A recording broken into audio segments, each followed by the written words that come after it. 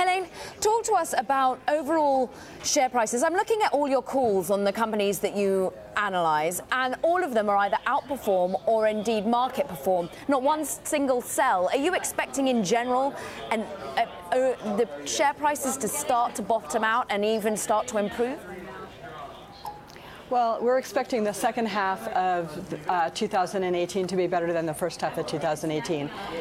Even with higher fuel prices, it takes about 4 to 6 months for ticket prices to reflect higher fuel prices.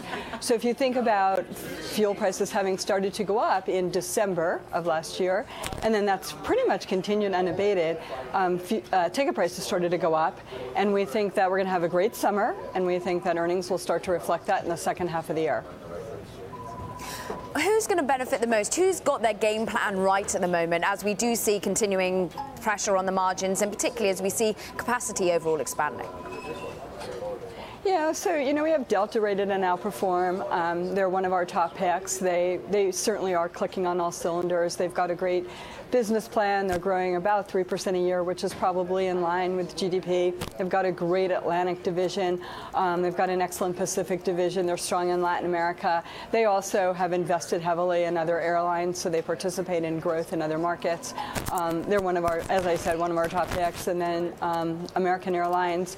That one also participates in growth on the North Atlantic as well as Latin. They don't have a big Pacific division, but they are growing in Dallas. Dallas, they're going to add about 100 flights a day there. Dallas will be the second largest hub in the United States after Atlanta once they get done with that. So American, even with the high leverage, is another stock that's attractive to us. They were very bullish at their shareholders meeting yesterday. We thought a lot of the comments they made were very positive. And then Southwest, we know that they've had a tough time of it after Flight 1380, but they lowered guidance, yes, for the second quarter, but then we look ahead to the third quarter. I think things will start to improve. The second half of the year will be better. Domestically, they're still the largest U.S. airline. And the other thing with respect to them is, stock is sold off. I think it's down 24% year to date, 22% year to date.